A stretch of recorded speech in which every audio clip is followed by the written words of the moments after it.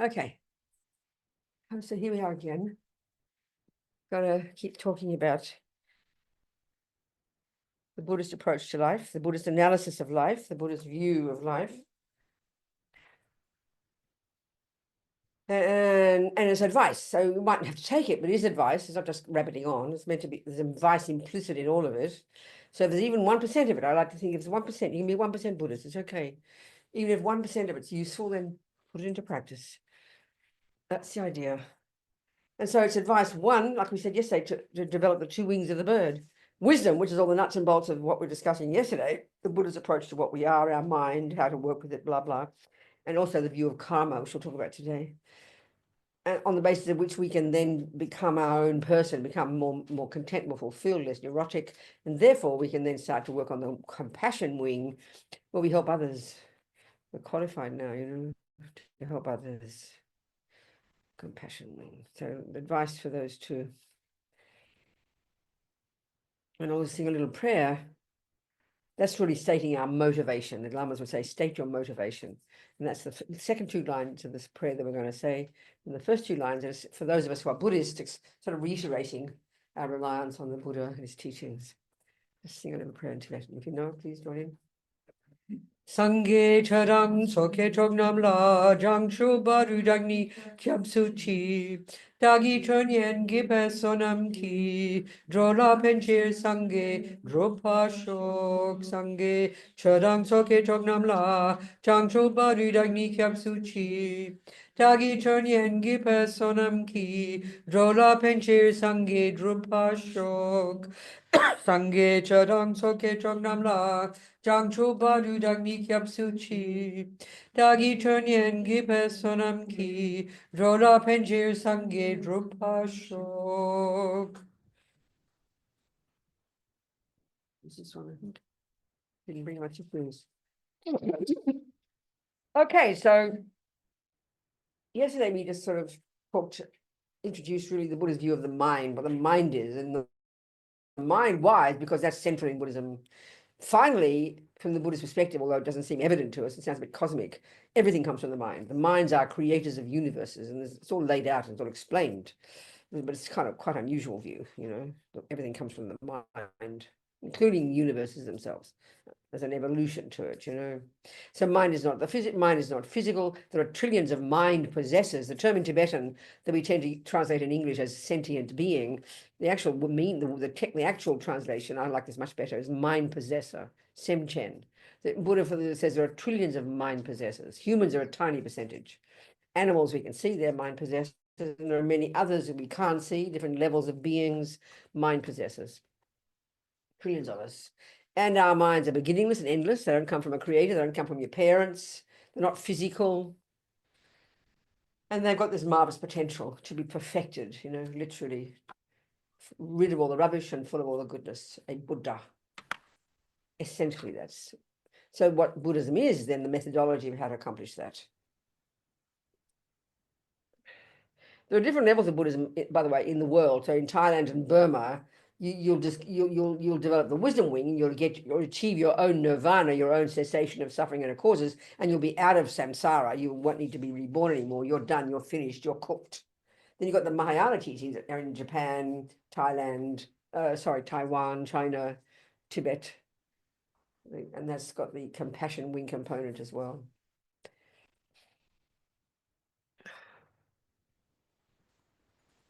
So what the Buddha has found, so it's good to remember again the Buddha, what this person is and where this information came from. It really is kind of important to recall that, because it determines our relationship with Buddhism and the instructions. So typically, if we've been Christian or a Muslim, because we see that the major world religions, all those sitting in came from that little spot in the Middle East there. Intense little spot, the Jewish religion, the Muslim and the Christian, got their source in that little piece of land there. And they all posit a creator.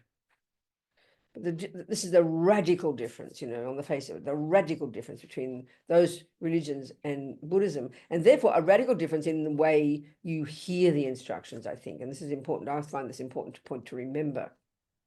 So I remember one time, okay, so if you listen to, you got the teachings of Jesus, he's got his little list of 10 don'ts, hasn't he? His 10 commandments, don't this and don't that, 10 of them. Well, Buddha's got a list of 10 as well. Sounds similar. Don't kill, don't steal, don't jump on the wrong partner, don't lie, blah, blah. Sounds similar. So of course, the instruction is identical, but the crucial difference is the basis of it. Why is, in other words, when someone says don't do that, the reasonable question is, well, why not? There should be a logical reason, So if you're a Christian, it's because God said. And this is a massive difference, not just some technical difference, the implication of it. I find this very important to remember. Because when we hear religious views, don't do this and don't do that, we tend to feel a bit squashed and kind of, who do you think you are telling me what to do? I'm going to do what I like. We don't like being told what to do, So we think of religion like that. Sort of God sitting on top of us, don't do this. And if you do it, if you're naughty, you'll get punished. If you're good, you get rewarded. So that's very much that dualistic view of punishment and reward is really very central in our interpretation of religion, I think. So I remember one time I have this Catholic, I always quote this Jewish, this Jesuit priest friend years ago. I like to discuss these types of things with the different religions, And I asked him, tell me by definition, what is a sin? What determines that something is wrong? And I think it's a really important point. We should ask, why is something unethical? What makes it that? Or a sin in Christian terms. He said, by definition, a sin is doing what God said not to do. I mean, that's pretty intense. That's pretty profound. And if you have faith in a creator, you will happily do what God says because you want to be oneness with God. You want to be rewarded. Completely reasonable. And of course, if you don't, you're naughty and you'll get punished, basically. But that's not the view in Buddhism. There is no such concept as a creator. Buddha would argue, that's where he diverged from the Hindus. Even though the Hindus talk about karma and reincarnation, they still have posit the idea of this essential energy called God. That's the fundamental source of everything. But Buddhism doesn't have a view like that, not at all. Buddha would actually say that, if you look at the qualities of God, I remember one time in Melbourne, I was asked to give a talk at the Catholic University. And I remember I didn't know what to talk about, but I looked up the dictionary and found the definition of God. And the three essential qualities: infinite wisdom, infinite compassion, infinite power. Well, I thought, isn't that interesting? Because they're the three essential qualities of what Buddhism would say a Buddha is. But the radical difference is in Christianity, there's one of those, and usually he is called he, and he's the source of everything, the boss, creates everything, creates the rules. Do you understand? That's the view. But in Buddhism, Buddha is same qualities, but not such a thing as a creator, because the Buddha would say every being has that potential. And that's pretty shocking for a Christian or a Muslim, that you can basically become God. That's too much. You can't say that. But that's the Buddha's observation, that every being, these beginningless and endless continuity of mental moments, consciousnesses, minds, possess this potential to be a Buddha. We all possess Buddha nature. That's a radical difference. And so therefore the instructions, you ask Jesus, why not don't kill? He says, because God said. This priest said there's some aspect of natural law in that instruction, that people don't like getting killed, but the actual reason it's wrong is because God said, and that fits with the concept of a creator. Whereas for the Buddha, he also says don't kill, he recommends it in his little list. But you ask him why not, he'll say, well, guess what? There's two things to remember. One is, it's because what defines it as wrong has got nothing to do with the fact that he says not do it. He's merely a messenger. He's like a doctor who has found from his own observation that smoking will cause you to get cancer. So she will tell you, your doctor, please, Robina, don't smoke. And you reasonably will say, well, why not? And she'll say, well, honey child, look at these videos. This is the result of if you smoke, you're going to have cancerous lungs. So she's telling you from her own observation, this is what she has found as the consequence of smoking. She does not say, do not smoke. Why not? Because I say so. And if you smoke, I'll give you cancer. That's our view of religion. That's our view of do and don't, And it's very dualistic. And Buddha would say it's not like that. He's not the boss. He's out of kindness telling you his findings from his own observation, what is real, what is not. You have to believe him. That's what it is. And if you do this and this, and this is a karmic one now. This is the Buddha's view. So what defines it as wrong is because, for the Buddha, it's because, guess what, Robina? People don't like getting killed. It's natural law. He's observed it. That's very, very different from punishment and reward. But the second point, why the Buddha would exhort us not to kill, especially in the beginning stages of our practice, is not because it harms others. It's because, guess what, Robina, it'll harm you. And this is the concept of karma. This is the absolute basis of all Buddhist teachings. The absolute basis. That the Buddha's findings, his own observation, that every mind, everything we think and do and say, like I said yesterday, programs us, sows seeds in our mind that ripen in the future as what? Our experiences, the very person we are, the person we become. So in a sense, we are our own creators. So that's a very different view. So if you take that on board, when you hear the Buddha say, don't do this, don't do that, and you've decided, you've checked on the Buddha, you like Buddha, you've decided you're going to commit to this view, commit to this approach to life, then the reason you don't kill is because you don't want future suffering. The reason you would want to be kind and loving, this is the initial stage, is because you want happiness. There's nothing selfish about that. It's intelligent. No one accuses you of being of selfish by not wanting to smoke. They call you intelligent. But I think often in the West, especially among even Buddhists, we think, oh, that sounds selfish, oh, I shouldn't not want to kill just for my sake. In the beginning, you must, because you don't want suffering. It's the basis of the instruction. So they're the things to think about. We'll discuss karma a bit today. But what I thought I'd start with today is just a five minutes of a little concentration meditation technique, just simply very basic, showing the way to do it.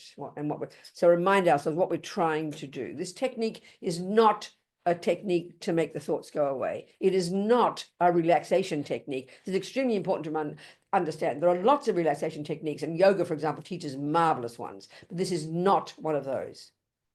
It's not a relaxation technique. It's not to make the thoughts go away. It's not to make you feel better. It's not to have some kind of vision. We get very hippy-trippy about meditation, There are two modes of meditation in Buddhism, thousands of techniques, but two fundamental different approaches. And this first one is like the starting point, is really the training of your mind, to become focused, to become concentrated. And why would you want to do that? Because then you can do the second mode of meditation, which is where you then use that trained, concentrated mind to do the unpacking and unraveling and changing of your mind. It's a more dynamic second type of meditation, many kinds of those. So this first one is just, it's really training the mind to stay focused. That's it. And it's not religious in its nature. Anyone can do it, A communist could do it if they wanted. It's a psychological skill. So let's just get the body ready first. The body doesn't meditate. And that's our big problem in the West. We're so caught up in our bodies. We make the body the boss, as Lamia, she says. So we get very, oh, I'm meditating. We visualize ourselves all sitting cross-legged, looking holy with nice incense and lights. That's external. Meditation is a function of your mind. Your body's a hassle, actually. It's in the way.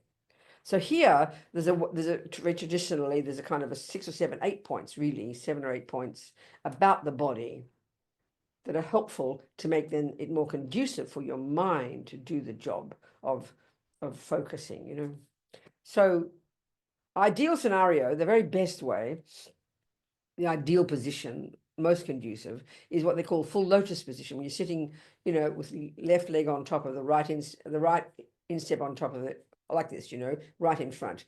But if we can't do that, and we're not flexible, and we haven't been training like that, we can't do it, then half lotus, as they call it, if you're not that regular, cross-legged, if you're not that, like me, sitting in a chair, or some of us most sitting in a chair. So if we're sitting in a chair, so if you're sitting cross-legged, then that's the ideal. This is Holiness the Dalai Lama says, in order to prepare for the later, more advanced techniques, when that is really, especially the Vajrayana techniques, that's sort of a crucial, appropriate position where the subtler energies are all nicely aligned. And also, seriously, for the long-term meditators who sit in meditation for years on end, months, hours at a time, days at a time, sitting in the full lotus position makes your body very stable. Very stable. You can stay like that for a long time. Otherwise, you just topple over, So if you can, fantastic. He says, often start your session just for a moment. It's auspicious maybe for the future, But if we can't, then regular. And if we can't, sitting cross-legged. Cross-legged, if you're sitting in a chair, don't slump into the back of the chair, okay? Sit upright. And then have your feet firmly planted on the ground. So because you should hold yourself up, The second point is your hands. So there's these different mudras or gestures that are said to be appropriate. The traditional one we learn is your left hand underneath, right on top, thumbs touching like this in your lap, not squashed in. Third is your shoulders. So have them upright, but not tense, upright. Also the back. They say the back, yeah, upright. So I like to think of it like this. You know, your body, as if your body is hanging on a hanger, your bones, your skeleton, then it's upright. But the flesh and the muscles hanging on those bones is very relaxed. If we put our body upright, we squash the muscles. So sit upright, but then flop the muscles. It's important for no tension. Upright, but not but relaxed. To the feet, the legs, your bottom. If you're sitting on a cushion, you find that the cushion height that adjust it to what suits your mind, your body. And then your back, your shoulders, your hands, and now your head. Several points, slightly forward, chin tucked in, rather than thrust backwards. The mind can get agitated. Slightly forward. Jaw relaxed and lips apart, slightly apart. And then the tip of the tongue, oddly, but it's got logic to it, up behind the palate, behind the teeth, resting there. And the reason for that is the yogis and yoginis over the centuries, the serious meditators have found that when your tongue is up there and you're meditating for a long time, it prevents you from dribbling. Very practical, you know. Also from having to swallow the spit, I think. I'm not sure. So then eyes looking down. If you have your eyes up in your head, again, it makes your mind agitated. But have your eyes slightly open, because then a little bit of light can come in that can help keep your mind sharp.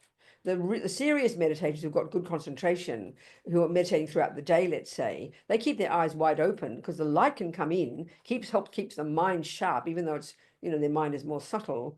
But we will get distracted because we don't have good concentration. We get overwhelmed by the external objects. So have your eyes lightly closed, but beneath your eyelids, have your eyes looking down along your nose as if you're looking along the ground, looking along your nose at the ground.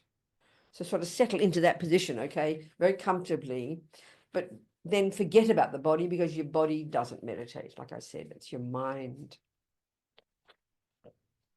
Okay, so settle into that. And we'll just do this little technique, just start, So it's technically extremely simple. Of course, to get the result of getting your mind to a subtle level, that's another discussion, But technically, what you're going to do, okay, well, before I do that, there's various parts of your mind. There's this one big lump of our mind, or even we think of me. Don't think that way. There's different parts of your mind that all do their job.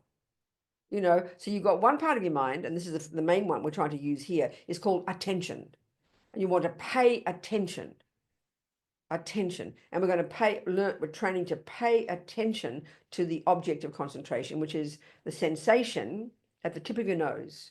So when you breathe in and breathe out, so just do that a couple of times and you locate that sensation. It's slightly different as you go in and out, but to locate it. So just take a couple of relaxed breaths, deep breaths, but not forced, and locate that sensation first. Okay, just do that a couple of times.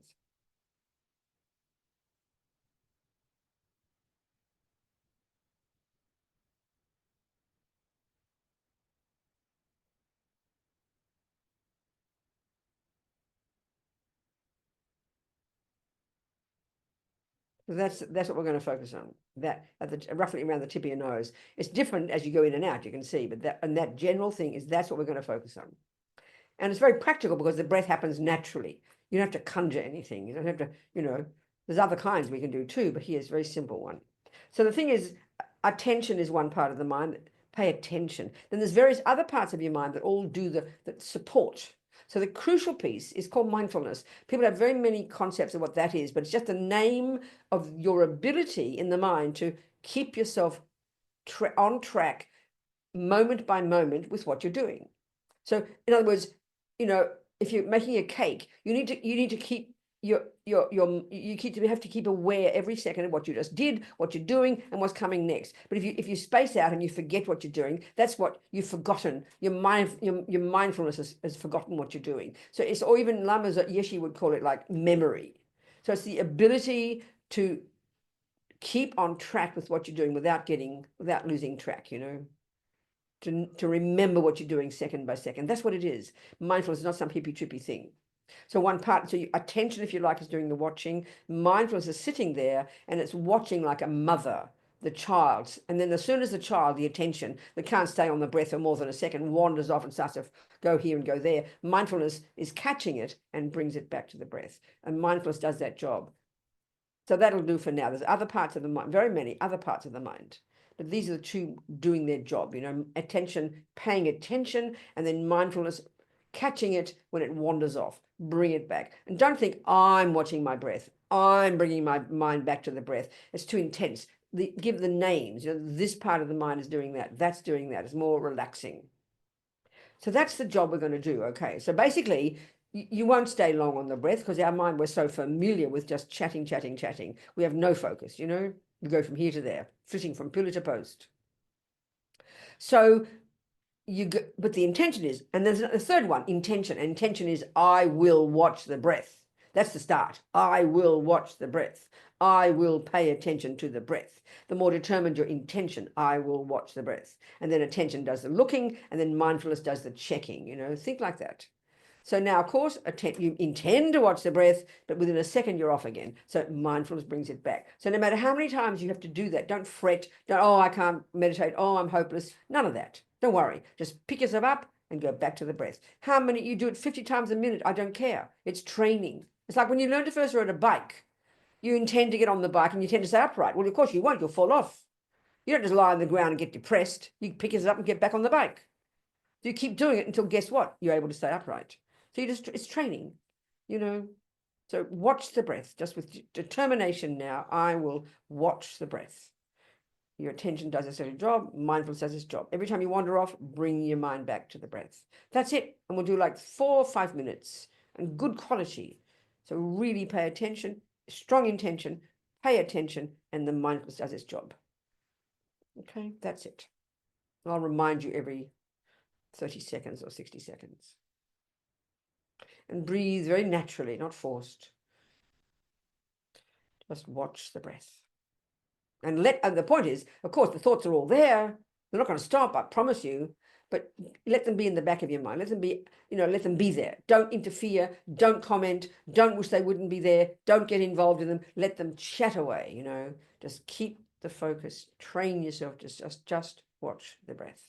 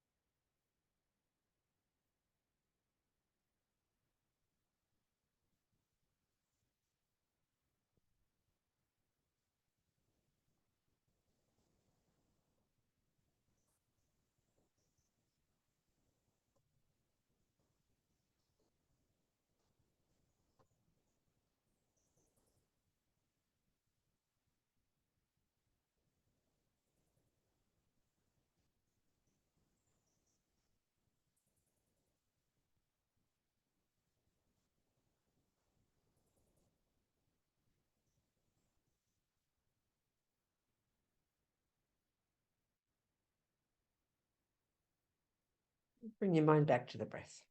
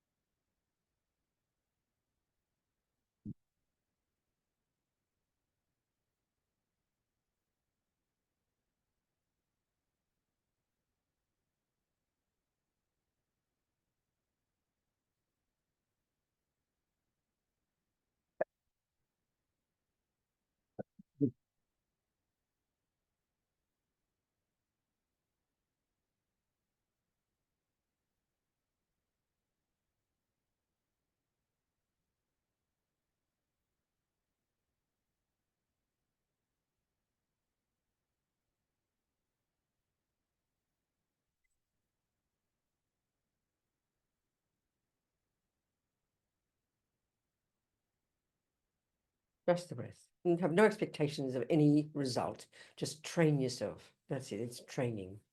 Just stay focused on the breath.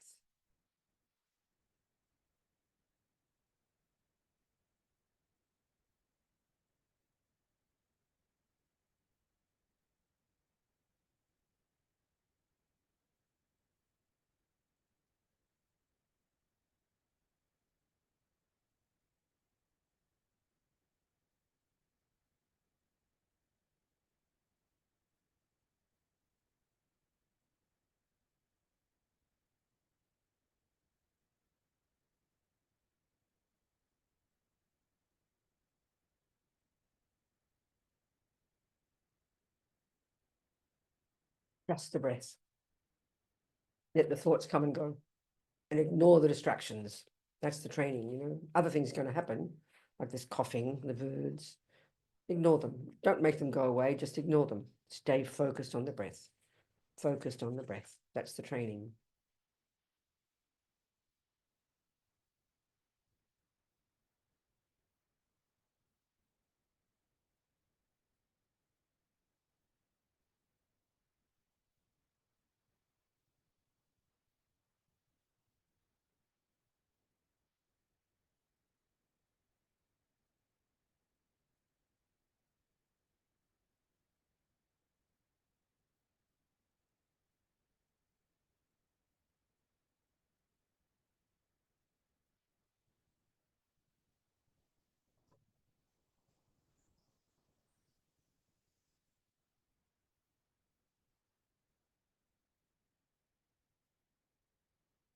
Keep the mind sharp, not spaced out.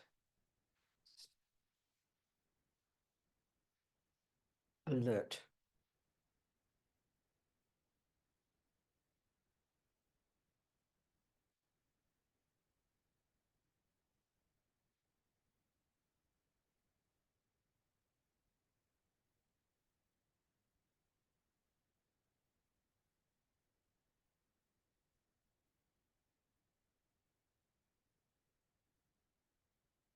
Oh, relax now.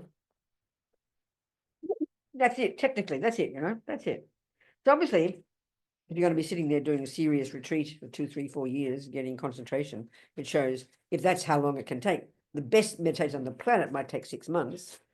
You know, a friend of mine, a friend of ours, a Swiss monk, he said, I interviewed him in our magazine back in the 90s, mid-90s, about his 2-year retreat. And he maybe got to the 5th of the 9 stages. In about 6 months he got there. So that's doing this technique. I mean, you mightn't be focusing on the breath. There's other things you can do, but it's that's why it's not just relaxation. It's intense hard work. Why? Is because we're totally addicted to the exact opposite. To not stay on the breath. This is what distraction means, you know. I mean, one of the symptoms of attachment is what people call ADHD. Everyone's got it. We can't focus because we don't train. It's not, you know, we haven't invented that in the West. This is what has been dealing with 2,000 years ago, you know. The mind never stopping chatting. All the chat, endless, chatting, you know. Of course, we're distracted naturally. You can't just become focused naturally. You have to train it. And we can see even even just a few minutes attempting to do this can only bring benefit, you know. But remember, the reason to do it isn't to make the thoughts go away. Oh, you're guaranteed you'll think you're not successful because that's what I said. You think you're even getting worse because you're noticing now. So it's this ability to focus on the breath and allow the thoughts to be there. Kind of mind your own business, you know. Let them be there. Let them come. Let them go. Let the birds twitter. Let me cough and be distracting to you. You know, I don't mean to. I'm joking. You understand? But our trouble is this is attachment energy. Attachment only wants lovely things. So if you're sitting there quietly having your coffee, oh, I'm feeling so peaceful. And then your damned husband starts slurping his coffee. You want to kill him, you know, because you get distracted. Distracted is a very good word because attachment wants what it wants. Because it's nice to have peace, meaning external peace as well. But in the end, peace is internal, you know, there's no question.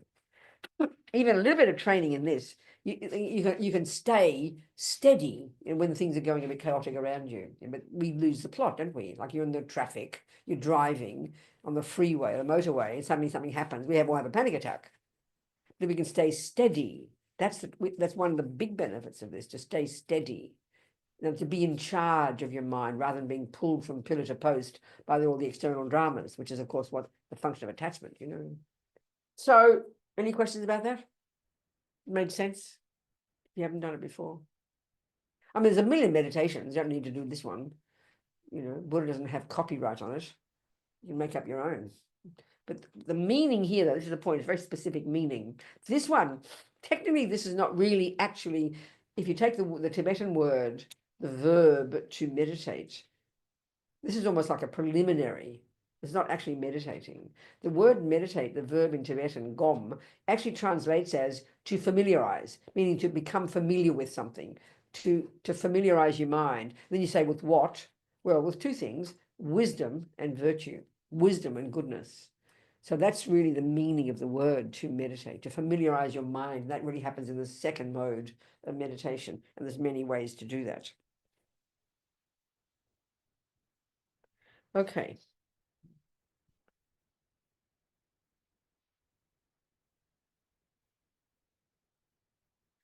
So, okay, so the view, as I said before, Buddhism, really, the whole world view that is Buddhism coming out of the Hindu tradition, it's totally based upon this view, this philosophy, this view of karma. This is the Hindus as well. This is a natural, as far as the Buddha is concerned, it's a natural law. He's not, because he's not a creator, he hasn't made it up. Okay, this is also a good point. I quote this all the time. Sorry if you've heard it 74 times before. And this, again, is a crucial point that enables us to understand where this information comes from. So if you're a Christian, we know it all comes from God. And then God reveals. Jesus, taught us. Jesus is God in human form. He taught us. And then different people over the centuries, all these saints, they have these visions of God, and God reveals himself. And all these different religions, that's what it is, isn't it? The Mormons, for example, that fellow, what was his name? He had all these visions, didn't he? Joseph Smith. That's the one, yeah. All these people. That's fine. Fine to have visions. But this is the crucial point here. I remember in New Zealand, one year, at a class, this fellow, who happened to be a scientist, he asked this question, and it's a really good question. And I have to say, still, this is 10, 15 years ago, I've never had it before or since. But it's a really crucial question. He said, who revealed these teachings to the Buddha? And that's a totally perfect question, because that's exactly what he assumed, like everybody, religion equals creator. That's what you think religion means, Religious philosophy is creator. So, of course, Christianity is revelation. God is the source, and so he reveals.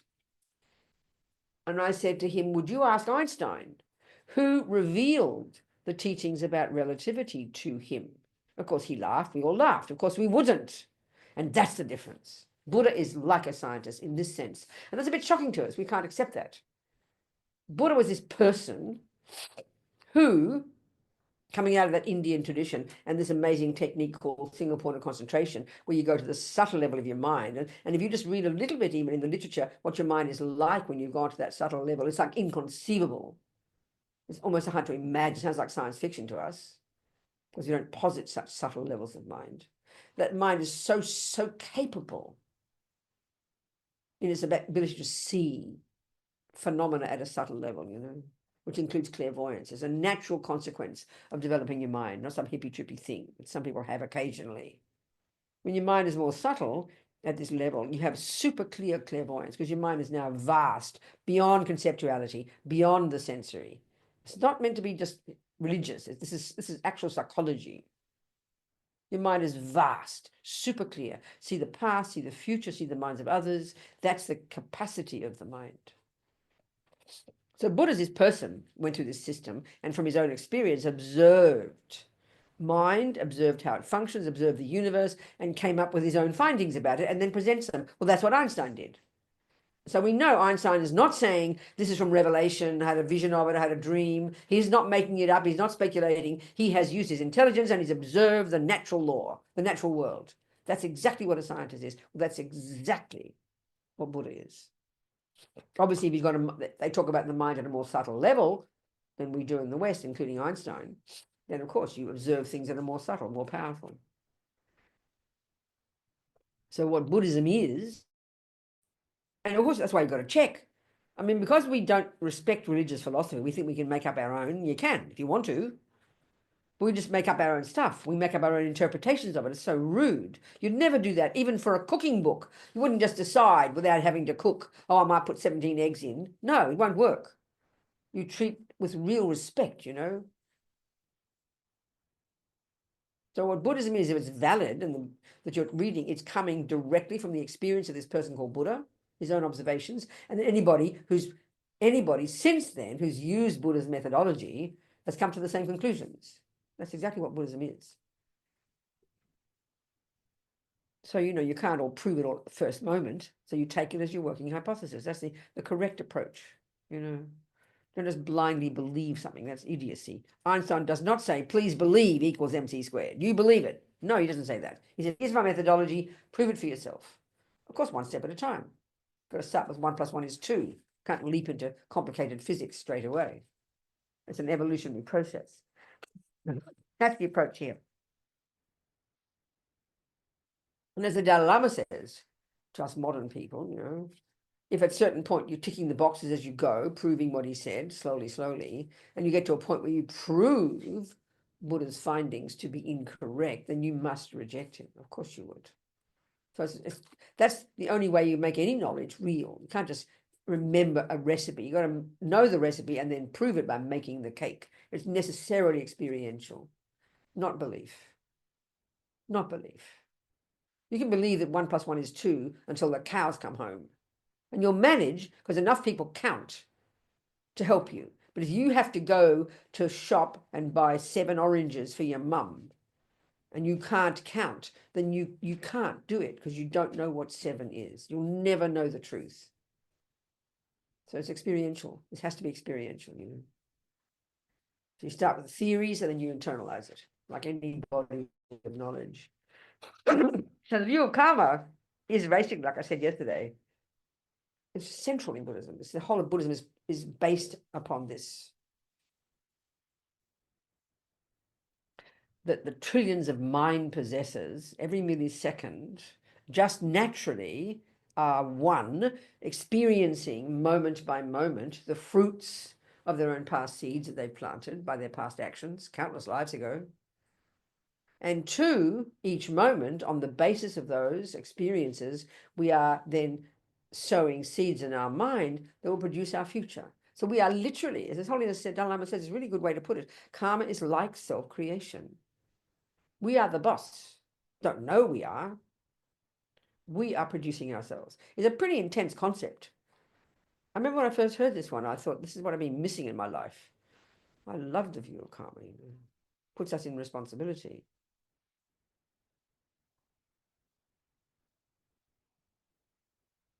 So we're learning about karma, how it works, and then learning about the way the mind works. These are the fundamentals, the nuts and bolts of the Buddhist view of the universe, you know, and this is the basis of practice.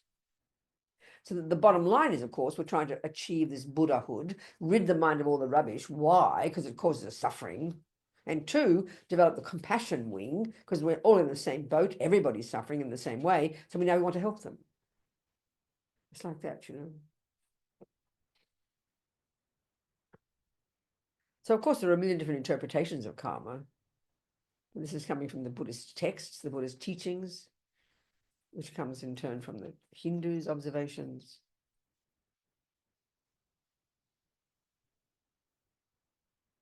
So basically, so the first point is that everything we think and do and say, that is itself the very process that programs our mind. I like that concept. Buddha would have liked that. Whereas he says, sows seeds in our mind. And seeds being seeds will naturally ripen in the future. Or programming produces, you know, the future results. It's not a very complicated concept, just that it's surprising to us. Because we are so determined and we believe utterly that the outside world is the main source of everything. You're created by God, created by mummy and daddy. External world is what makes you happy. The external world is what makes you suffer. We're kind of like this, we're like this innocent recipient of good and bad things. It's not sort of not my fault. I didn't ask to get born. That's very much how ego feels, And that's appalling for the Buddha's view. That's so much pain in that. He's the exact opposite. Everything we think and do and say produces who we become, produces our experiences. Everything we experience is a fruit of our past karma. We are the creators. So given that we can learn to not suffer, given that we can give up suffering, we need to know what it is in our mind that causes it and what actions that we do with our body and speech on the basis of what's in our mind that then sow seeds in our mind that ripen as future suffering. If you don't want it, then like if you know that smoking causes cancer, you have to know clearly the technology, so you stop the smoking. So the first level of practice in Buddhism, like the junior school and high school, if you like, is this nuts and bolts of the wisdom wing, where you learn the basics about karma and the basics about the way the mind works. And this becomes the basis of how you then learn to practice every day.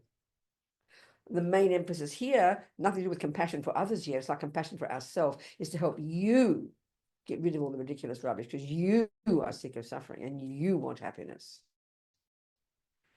It's for our own benefit. We are the beneficiaries of this practice.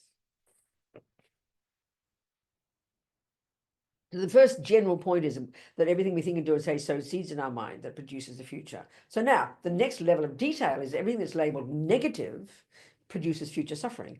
Everything that's labeled positive or virtuous produces future happiness. So we better know what those terms mean. Because in modern psychology, we don't use those terms. It sounds very judgmental. But Buddhist psychology has a very clear way of defining what a negative or non-virtuous action is and state of mind is, and what a positive and virtuous action is, and what a positive and virtuous state of mind is. There's this fundamental difference between the negative and the positive states of mind. So if you want to practice Buddhism, it's important to understand this. So, okay. So, like I said yesterday, they talk in Buddhism all the time about the three poisons. And then all these three unhappy states of mind. That on the face of it, in ordinary English words, that we know the words, one is called ignorance, one is called attachment, one's called aversion. But it sounds like just a random set of three things, but these are not random. They have an intimate relationship, intimate psychologically, and a hierarchical relationship. And then all the other thousands of rubbish states of mind we have, which we know, Buddha talks about 84,000 of them.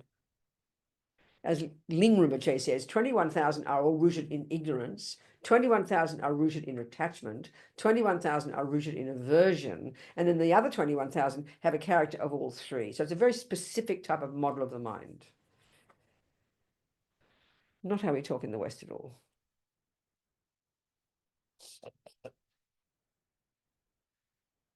So then this ignorance, like I said, there's a root, kind of the fundamental primordial ignorance in Tibetan, ma-ripa. It's unawareness, an ignorance of what? Of finally how everything actually exists, which sounds very abstract, but this is how Buddhism talks. Particularly, or certainly in one way, and it's known as ego grasping, when it's this clinging, it manifests as this ignorance manifests in relation to this person, as this primordial clinging to, holding on to, believing in utterly, this sort of solid, concrete, set in stone me. Utterly self-centered, fear-based, totally uncomfortable, totally painful, but so deeply primordial, we can't even articulate, what this is. And then on the basis of that strong, concrete sense of a separate me, then there's this next one, the attachment, this emotional hunger that we talked about to get what that poor me wants. And then aversion is the response when attachment doesn't get what it wants. So these three, the two really, attachment and aversion, play out every second. Then all the others come as a result. And the main ones, the few main painful ones we all know about: jealousy, arrogance, low self-esteem. Even just talking about these three or four, we can analyze our own lives and we can identify these almost every time playing out and how they function, and then we can see others. We're all created. We're all kind of we've all got all the same states of mind, but just different configurations, different recipes. That's all, you know.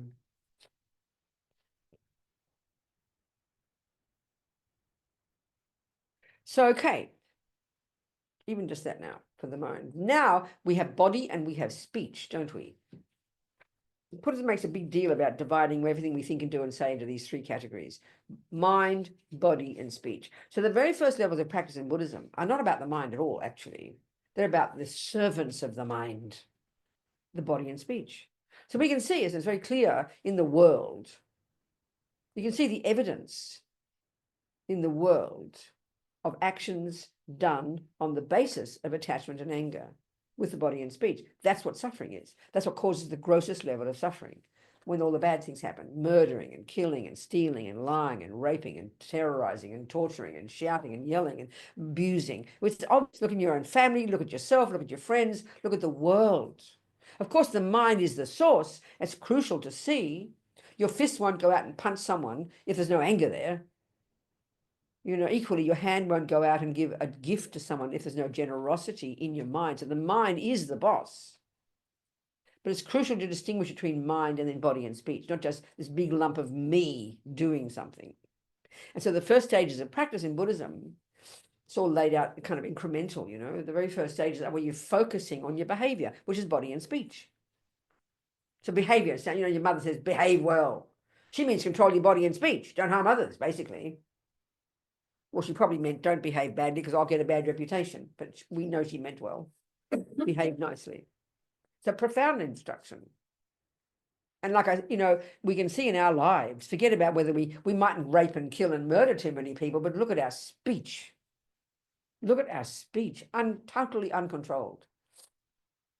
So much harm we do with our speech to each other, so much harm. We know that. So this is why the practices, we all think, oh, I want to meditate. But actually, how can you really learn to control your mind if you can't even control the servants of your mind?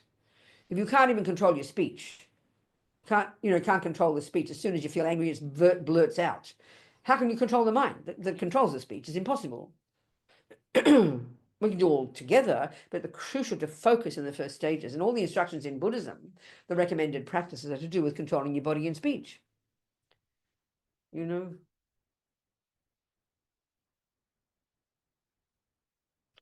So, and this is because, from our own point of view, the action of killing, let's say, involves your mind being angry, or let's say, and then the action of doing it. That's obviously more heavy than merely thinking it, isn't it? Because you then do it and then the harm is done to others. It's far more powerful. And therefore the karmic seeds you plant in your mind are far more powerful from your point of view, just your point of view. So to first harness our body and speech is a tremendously powerful practice that already helps your mind calm down. Then you can focus itself on the mind and do much better meditation, and then really learn to change what's in the mind, which is the source of what we do with our body and speech. So all of this demands a lot of inner awareness. That's the whole point, So then what is a negative action? What is a positive action? How does Buddhism define those actions? Well, a negative action, I say that karma means action. I'm not so sure. I don't know. I don't speak Sanskrit. But every millisecond we think and do and say is an action, is a karma, if you like. Okay, so Buddha would exhort us in his little list of 10 don'ts that you can take as a recommendation. He's not the boss. He's like a doctor suggesting. The first three are about the body. He recommends you don't kill, and he means any living being, not just humans. Don't steal. Don't take the ungiven, as the Tibetans call it, and don't jump on the wrong partner. So they're actions that we do that are based on anger and attachment, aren't they? Anger and attachment, Anger and attachment. Pretty clear. The next four are the speech. So don't say words that aren't true. Don't abuse people.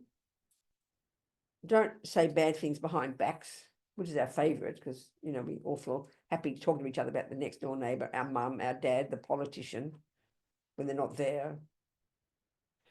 and don't just rabbit on about nothing.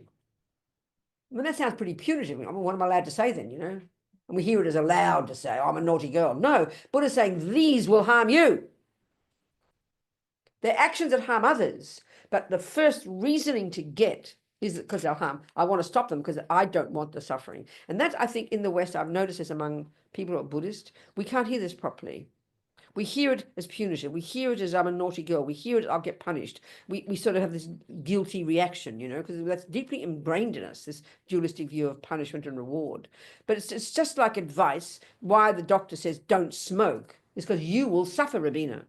Well, why Buddha says don't kill is because you will suffer. We can't hear it like that. We hear it as it's bad because you harm others. Yes, it is. But if everything you think and do and say programs you and bring results to you, then you have to want to give up that suffering by stopping doing it. So you're the beneficiary. You're the beneficiary. It's a really important point. So how does karma work then, roughly speaking? In order for any action, let's say an action of non-killing, same. A virtuous action of constantly not killing. What are the mechanics of it? So they talk about karma, there's a complete action. And there's some actions we do that don't have all four. There's 4 components, 4 parts. And then some, we don't always have a complete action. So for example, you can see that if there's 4, for an action to be called a non-killing karma, to drop seeds into your main bank vault of not killing, which then is the seed that will be triggered at the time of your death, that will produce your future human rebirth, being very specific, okay? Buddha says we can be born as animals, we can be born as suffering spirits, we can be born as hell beings. There's different realms of existence the Buddha would have observed. And he says the best of a bad lot is to be a human, because at least we have access to our virtues and intelligence if we're fortunate. That's the best rebirth. So the cause, Buddhism would say, of getting a decent human rebirth is one of those non-killing karmic seeds being triggered, this is quite technical, at the time of our previous death, not more than a few weeks before our mind found its way to our present mother's fallopian tube, where it joined the sperm, That's when you began. That's second.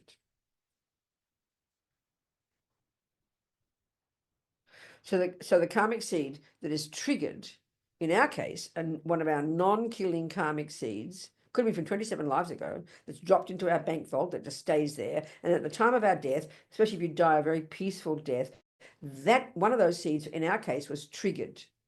That then already sets the process up before you even leave the body for us to go to our present mother's womb. It's very specific.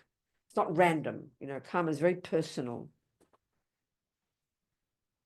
So in order for one of our actions of not killing to be one of these complete actions that drops into our bank vault that would say the cause of this human body, getting this human body, there have to be 4 things in place when you do it. The first one is there has to be a living being there, like the mouse in your kitchen. Second is your mind involved in it.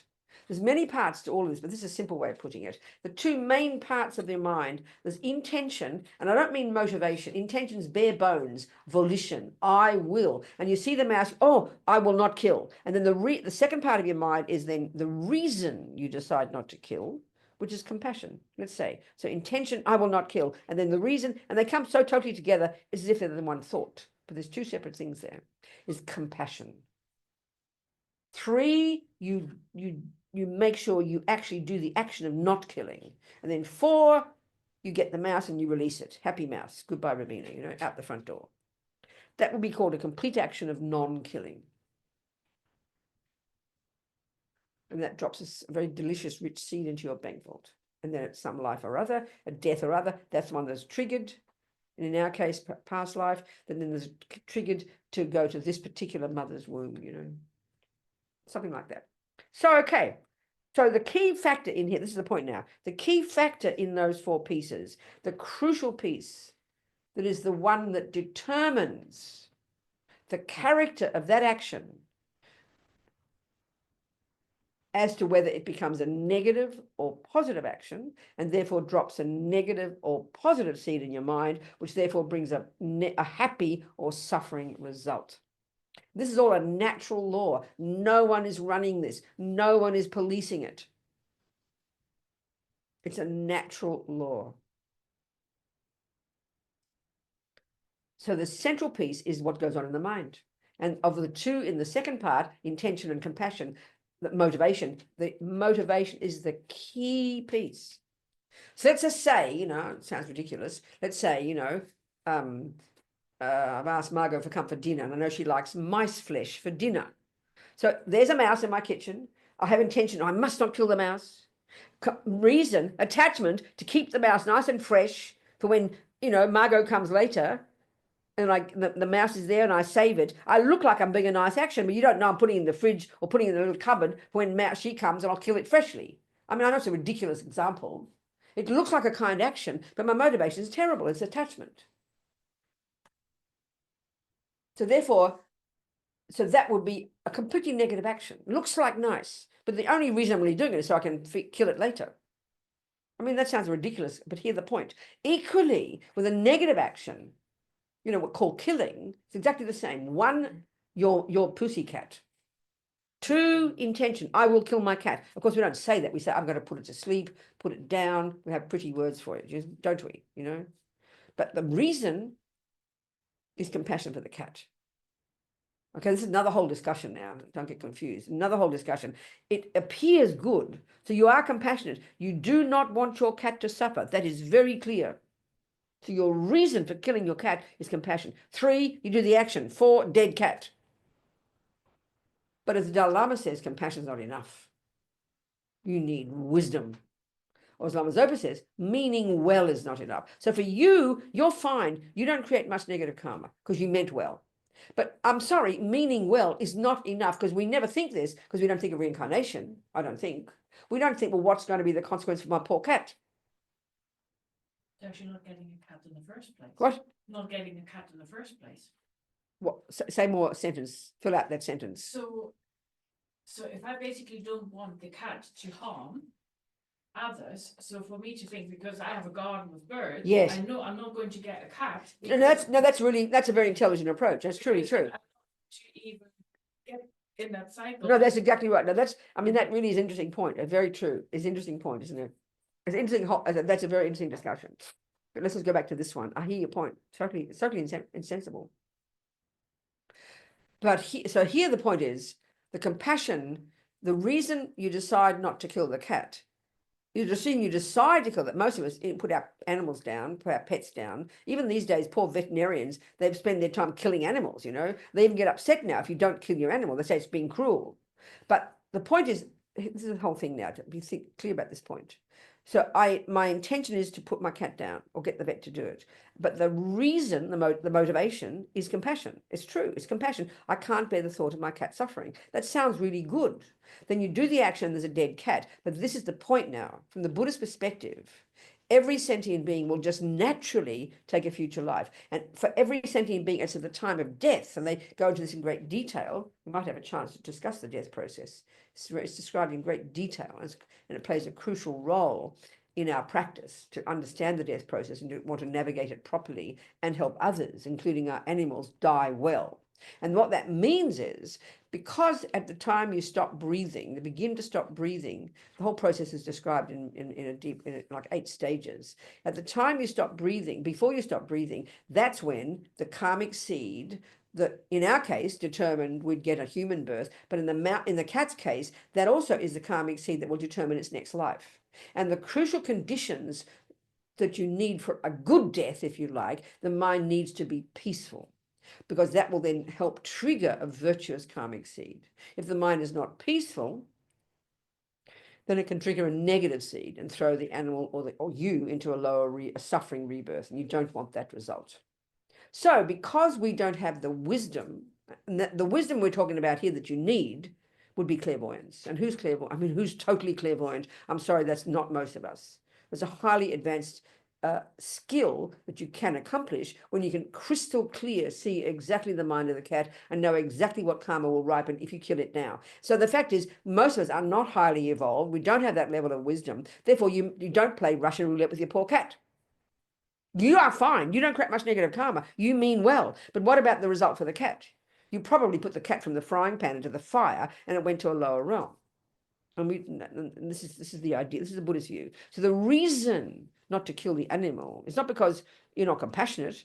Yes, they are suffering, but if they can have a future life that's 1,000,000 times more suffering than this present one, then you have indeed put them from the frying pan into the fire. But the crucial point is, if you don't have the wisdom to know the consequence of your action, we know that in daily life. If I've got a headache and you really have compassion for me, but you're just not sure whether the pill is an aspirin or a cyanide, you're not going to risk me dying an agonizing death and having trouble because you meant well. I'd rather you mind your own business, keep your pill, and let me have my suffering and handle it. So wisdom is a crucial point here. But because we're so not used to thinking of reincarnation and being very specific in the way reincarnation happens, which is the Buddhist approach, it's hard to hear this one. Are we communicating? So from our own side, you meant well. Your motivation is the key point. That's what I'm saying here. The motivation for what you do is the key thing that determines for you the karma you create, not the consequence for the person. Wouldn't the consequence Can't hear, darling. Wouldn't the consequence for the cat in Yeah. turn kind of like be a karmic echo, if you know what I mean? If you I need to, wait, I have to see I'm going deaf and I'm so lazy I don't get my hearing aids, and so if I see you I can hear you a bit better. Say it again. Ask again. Okay, so the motivation is kindness. Your cat's suffering. Yeah. You said you want to put it down. But you put them into the fire. If it gets a lower realm rebirth, Yes, a suffering yeah. rebirth, therefore you haven't helped it at all, 100%. which is the point. Then 100%. And then does that then, okay, let's say instead it goes to higher realm or lower realm. What if it goes to the higher realm? Then that's a positive energy. Well, if the negative realm, then that comes back as a negative energy. So even though you're doing it out of kindness, you're not really scot-free, because the energy that you've created with the cat in its next life, surely there's going to be some kind of echo of no, of course, no, for you mean. No, of course, there's no question that even in general terms, the motivation that's behind what we do is the main thing that determines the karmic seed we plant. So even though you really did, in other words, and you can see the difference. If you're sitting there with anger and rage, I want to harm my cat, I hate my cat, that's clearly heavier karma for you than having compassion for your cat when you kill it. Do you see my point? So it's already there. It's not as heavy, but because it's got not wisdom, you don't know what the consequence of your poor cat. And this we can see in daily life. I'll keep going. But we can see it in daily life. We often mean well, but we're driven by attachment instead of kindness. And we rush in and we make a mess half the time. We try to help people because we don't have the wisdom to know enough. We don't have enough wisdom. We make a mess half the time because we're rushing in, and that's attachment. So, but of course, yes, there has to be, if you keep killing your cat out of compassion. I mean, I'm sure if you're a vet and you're going to be killing thousands of animals, and you must be if you're a vet, that has got to have some heavy consequence for you karmically, because you developed the habit to kill. Even if the compassion is there, you've developed a habit to kill, because everything you do programs your mind with a habit. So yes, there has to be a consequence for you as well, of course. But in general, you understand, the motivation is the key factor. Yeah, that's a good point. Thank you. Are we communicating here, people? Mm-hmm. So then what do you do instead? Because we often panic, and this is why we've got to really look carefully. We say it's compassion, but this is where we've really got to, again, distinguish between attachment and love and compassion. Because attachment is this panic in us. We adore our cat. We do love our cat. We do have compassion. That's virtuous. But it's completely polluted by attachment. In particular here, our attachment to only having everything be lovely. So when there's a lot of attachment, you can't stand the suffering. It's totally self-centered. But we can't see that. We're driven by the panic, so we've got to make it all go away, so we kill our pussycat. So how are you going to do it instead? Well, then there's many ways of helping your cat become peaceful. So many ways of helping your cat, to help it not have terrible suffering. And also there's so many ways Lama's opened this book of Rinpoche's that I happen to edit. It's available digitally at the moment. We're doing a new reprint. It's called How to Face Death Without Fear. And it's like a handbook. Detailed teachings from Rinpoche about karma and all the way it works, and all these different techniques that we can use to help our animals, to help our loved ones, to help ourselves, to get ready for death and to be able to die well, to ensure that you get another decent human rebirth so it can keep on moving on your spiritual path. That's the view in Buddhism, because most, you see, okay, maybe just talk briefly here that the type of realms of existence that Buddhism would assert. This is coming from the Hindus, and the Christians have a similar view, Muslims have a similar view. but it's seen as punishment, isn't it? Whereas here it's just a natural law. But there's the humans. Okay, Buddha would say there are trillions of sentient beings, like countless, all beginningless and all endless, and all driven by this natural law, called karma. So Buddha talks about the realms of existence in samsara. Okay, samsara is just, I don't know the meaning of the word, but if you're in samsara, quote unquote, what it means is you're caught up in these delusions. You're caught up in ego grasping, you're caught up in attachment and aversion, all the others, and then doing actions on the basis of those keep you going life after life within samsara. And then if you quit all those, and this is the completion of the wisdom wing, you would have got out of samsara and you would have achieved your nirvana, which is the cessation of that suffering and its causes. They've got more to do to become a Buddha, but you're out of suffering at least. Yourself, you're out of samsara, they say. You don't need to be reborn anymore because you've cut the root of rebirth, with all these delusions. So, okay, so within samsara, Buddha would assert like 6 different realms of existence, and they're really just all states of mind that come along with a certain level of physicality that each of us creates ourselves. They're not made by anybody. And that are all, and the seeds at the time of our death are what trigger rebirth in those. So there's 3, so there's the kind of this on a spectrum from incredible joy. They're called the God realms, which is really equivalent to heaven and paradise, the way the Christians and Muslims talk. That's why I think humans over the years have observed similar things, but they have different interpretations, So that's called the God realms. And so this is the fruit of virtue, an accumulation of virtue, and causes the mind to be super blissful. And then the physicality. You see, in the Vajrayana teachings, they talk about how all physical matter is made of the 4 elements. That's it, earth, air, fire, water. It's looked at in great detail. And so they talk about the 4 elements. And so here, they're the God realms, their minds are super blissful, super radiant, and the type of physical energy is really like subtle light. Their 4 elements are manifesting as subtle light because the karma is so pure. But you're still in samsara. You're not quit yet.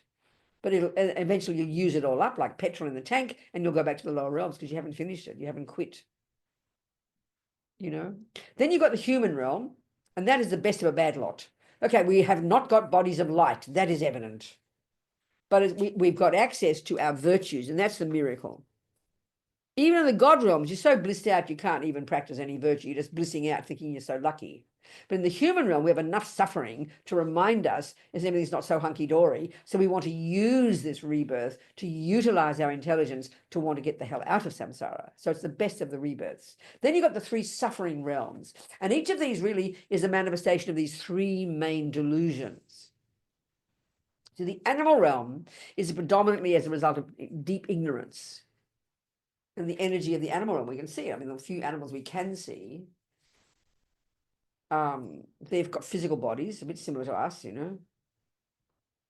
Human realm before used to be more subtle, before this planet. But never mind that for now. But the animals, the predominant energy of their mind is this primordial ignorance, meaning of totally fixed, narrow, concrete, set in stone, fundamentalist energy of the mind, totally fixed, incredible fear, and no option. They've got the virtuous karmic seeds in their mind, but they can't access them because they're driven by the delusions, driven by attachment, driven by aversion, driven, and then look at the things that animals do to each other, driven by unbelievable fear, I mean, Lama Zopa said one time, this is very shocking for us, that even if we could for a moment have a direct experience of just the mind of our cute little dog, who we would never think is suffering, if it just for a moment we could have a direct experience of their mind, the suffering, meaning the mental suffering of that animal would be so unbearable, we would never want to waste a single second of this precious human rebirth. That's very surprising to us because of the depth of the ignorance, the maripa, and therefore the attachment, and therefore the aversion. They've got virtuous karmic seeds, but they're kind of buried underneath all the forest of delusions, and they can't access them. As we know, we say leopards can't change their spots, They don't have the miracle of we have in theory as humans to change, to have a self-awareness and make decisions to change our mind. That's the miracle of the human birth. You know, we've got access to our virtues. If we're lucky, look how hopeless the human realm is. Oh my God. Then you've got the spirits. And this is really like these, there's billions more of these. There's billions more animals than humans, that's clear. There's trillions more spirits, and they're the predominant energy of attachment energy. And they've really got, like, you could argue their 4 elements are sort of almost predominantly air energy, and their minds are conjoined with these air energy bodies, and they're sometimes mostly incredibly suffering beings. Some can be very powerful, you know, super powerful, that can cause weather things and cause harm and cause sickness. Others are more just suffering, like hungry ghosts, they talk. Or like the ghosts, you know, we talk about ghosts and this 17th century lady in that house. Well, indeed, she's manifest in this 17th century lady who used to live there. And because of her intense attachment to that place, she's reborn as a spirit there. It's a rebirth, you know, and it's intensely suffering, the predominance of attachment. And the most suffering realm is called the hell realms. I mean, Buddhism agrees with that one. Hell realms, plural. And this is the predominant one. And this is the predominance of anger energy. And so basically you could argue, therefore, elements are predominantly fire. Their minds are conjoined with fire. And so the karmic appearances, the things these experience, these different beings, are totally suffering. So for hell beings, it's the most unbearable suffering. But as Lama Yeshe says, you know, hell is not some place where a devil is waiting, saying, ha ha, I'm waiting for Lama Yeshe. It's the manifestation of the suffering of that sentient being. You know? We create these ourselves. That's the point here in Buddhism. So the wish not to have these rebirths, I mean, that's a very abstract thing for us. We don't think of this. This is the main energy I do not want future suffering. Even just to know you don't want the future suffering of having cancer in a human body, you know, or don't want to be mean and ugly and be treated badly.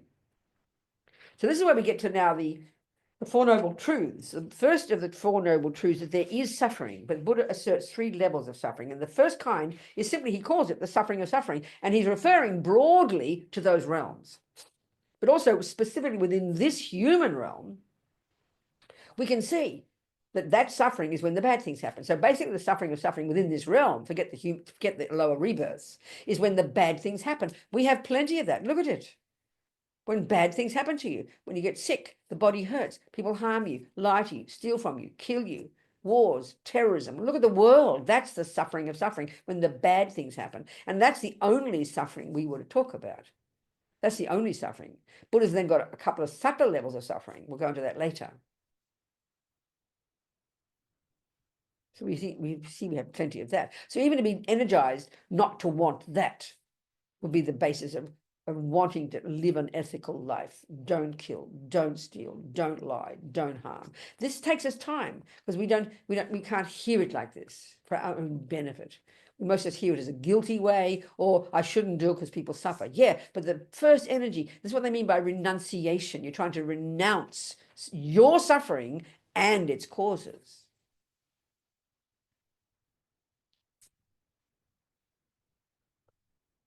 So, okay, so a complete action of killing, let's say killing, one, there's a being, a mouse, or a human. Well, I mean, human is obviously heavier. Everyone wants to be happy, but, you know, no one wants to suffer, including mice. But it's heavier to kill a human. And I think that's reasonable. Humans, if you think of a human can do more good in a world, not that you want to kill a mouse or even an ant, but we can see there's, you know, levels of karma, isn't it? But the motivation is the key thing. So killing would be, there's a mouse. Second, your mind, intend, I will kill. Motivation, aversion. Mostly it's aversion. How disgusting. How dare that mouse be in my kitchen? How dare that cockroach be in my kitchen? You know, it's aversion. It's aversion. It's obvious. It's anger, mild anger, you know, disgusting. How dare. 3, you do the action. 4, dead cockroach, dead mouse. That's a complete action of killing. And that drops a killing karmic seed in your bank vault. Well, they don't just disappear. And then when the time is right, let's say you have a death, and at the time of death, you know, it's a distressing death or whatever, and that one will be one that's triggered already before you even stop breathing. And even there can be signs by the way you behave when you're dying that can indicate that a negative karma has been triggered, you know. if you see if you like your grandma's dying and she's looking very peaceful as that indicates a virtuous karmic seed has been triggered. Because as your mind gets more subtle at the time of death, it's almost like you can see the future coming. You know, people can see light and they look very radiant. Other people, you hear many stories, completely freak out, have a panic attack, like they're seeing the most monstrous things in the planet because the negative seed has been triggered. And they're seeing, their mind's getting more subtle, so they're seeing, literally seeing their future rebirth. It can be horrifying, to die like that with the negative karmic seeds being triggered, which is why, from the Buddhist perspective, and all this advice in Lama Zopa's book, is to help your loved one, your pet, die peacefully. It's the most precious gift you can give to anybody. And to be conscious. Not just drug them out on a pill, you know. To be conscious. We'll go into that later. So that karmic seed will drop into your bank vault. And because it's a complete karmic seed, it's going to have 4 results. There's 4 ways karma ripens. One is a type of rebirth. So in that case, it will be a suffering rebirth, depending on the intensity of the karma. 2, it can ripen. Now, that's one. The result is a type of rebirth. In our case, no, we haven't got that one. We've got the result of a non-killing karmic seed. But within this human life, the other 3 can manifest, which is the tendency to kill. Now, look at the human world. This is a tragedy. Look at the human world. Most humans tend to kill something. Even most religions, with great respect, kill. Say it's okay to kill. I was taught as a Catholic that God made animals for our benefit with no soul, so that we could do as. So in other words, you know, if you're really doing God's will, I know some people who talk about killing the animals and things to eat, that they're doing God's will. It's marvelous. I love it. But I mean, it's, you know, to think that God would say kill an animal so you can, you know, it's your benefit. He made them for our benefit. It's very intense, isn't it? We can see that we mightn't be Christians now much in our culture, but that really predominates in our world, you know. But now a bit changing. People have compassion for animals. So the third way, in our lifetime, we've got a human birth from non-killing. So these 3 ripen in this life. So one is the tendency to kill from the past killing. 2 is you will get killed or die young. So this first one is called the fully ripened result, if it's a lower realm rebirth. But in our case, it's the fully ripened result of a non-killing karma. But because we haven't purified all these residual results of past killing, they're going to continue to ripen even in a human birth. And we can see this. You'll be born with a tendency to kill. So that's called the tendency or the action similar to the cause, which is the past killing. The second one in this life is the experience of being killed. This is called the experience similar to the cause, which is the past killing. And in this case, it ripens as you getting killed or dying young. Now, not everybody, you know, you might have a tendency to kill, but you might die to, you know, live till you're 97. You might have a tendency to not kill, but you might die when you're 17. So these are separate tracks of karma. The tendency to kill or the experience of being killed or dying young is called experiences similar to the cause. And the fourth one, or the third in this life, is even called environmental karma, the way the physical world impacts upon us. So if we think of our life now, 1, we have a human body. 2, we have a mind. And the tendencies in that mind, they are our tendencies. We did not get these from our parents. This is a massively, fundamentally different point. Your mummy and daddy might be similar to you. My mother was a musician. And she taught me music. And people would say, well, Bobsy, Robina, was good at music because she got it from her mother. No, my mother came into her life because of practicing something like music in the past and had a tendency to play music. I came into this life clearly with the same tendency. And I happened to be having the good fortune, due to my karma, to be born to a mother who could teach me music. But your tendencies are all triggered. So at the time of our past death, in our case, the karmic seed of our non-killing, could have been from 27 lives ago, was triggered.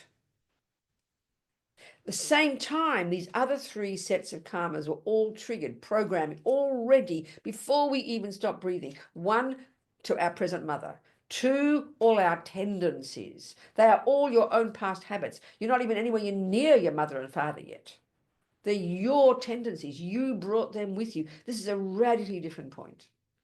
You know, if we believe our tendencies come from our parents, I mean, you know, it's hugely, it's a very powerful point, this one, to really think about. So they're already triggered even before we stop breathing in the past life, all our mental tendencies, our personality. 3, the karmic sees to become our experiences, basically at the hands of others. If you think about it, from the time you're born up to now, we are totally social beings, aren't we? How we're seen and treated by others really is this one. So basically you can divide it into 2 categories: the people who've been mean to you and the people who have been kind to you, and they change roles. That's called experiences similar to the cause. So in terms of killing, 1 is the tendency to keep killing. Look at the human realm. Most humans kill. Some a lot more than others, obviously. 2, the experience of being killed or dying young. 4 or 3, if it's in this life, the environmental result, even the way the very physical world impacts upon us. So the environmental result of killing, and we can see it in the world, is sickness, is being unhealthy, sick, the pollution, the physical world. The water's polluted, the air's polluted, the food is bad quality, or you've got a weak body. You're always getting sick, you get allergies, you get sick easily, you've got COVID all the time. That's environmental karma. So the physical world, how it impacts upon you. That includes other humans. I mean, look at most sickness we get from other humans, don't we? Look at COVID. It was universal. Collective karma of the humans, millions of humans, collective karma of past killing. That we experience the result environmentally, that the physical world, including your grandmother, she kisses you and you die from COVID, That's environmental karma. So non-killing is the opposite. But look how rare it is on this planet, I think. You have a look. 1, to have a human body, the fruit of non-killing. 2, to wake up in this life with no thought to kill and no need and never a thought to kill. Not even a situation in which you think you need to kill. It just doesn't arise. That is so rare among humans. You look at that. 3, you don't get killed and you don't die young. And 4, you're fat and healthy no matter what you eat. You don't get COVID, you don't get sick, eat anything, you get healthy. That's the result of non-killing. And so the difference here, this is where the Buddhist view about, we'll go into that later. The Buddhist view of vows and purification is massive. We'll go into that later. So in general, that's the way karma works, very roughly. But now I need you to ask me some questions. Come on. So I've been vegetarian, vegan, alternately. Okay, I was good. about 19. Good. Okay. But What's- each time I've been really strictly vegan, after 4 to 5 years, Yes. I get so sick. Okay. Like I'm collapsing in the street. I I've see. tried every diet. I've tried every I way understand to that. remain vegan. And So- I just and as I So go what's the on, question? The question is, can you What's the speak question? The question is, how do I make this decision about whether to eat? So you're So I asking, totally what your understand question that. is, what is the karma What is the I karma? create by Yeah. using the animals, by using the Yes. flesh of animals who've been killed? That's your question, isn't it? Yes. That's your question. I'm trying to do it. No, in a never way- mind, that's your personal Okay. business, but that's your question. Yeah. Let's look at it. Okay. Okay, good. Thank you. Well, first of all, it's kind of interesting, isn't it? I think I've never heard this question ever, except in terms of eating. But I mean, no one ever says, what's the karma of wearing leather shoes? What's the karma of wearing silk? What's the karma of, some people ask about what's the karma of having medicine where animals have been tested, blah, blah, blah. We usually ask in relation to food. And my own personal opinion is because we're very attached to food.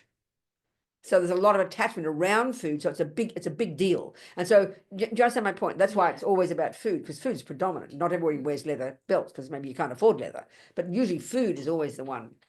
So there's a lot. So, okay, so let's look at that. All right. So first of all, if we the Buddhist view, and I think we can see it's true, that this world, the world we live in, is pervaded by living beings.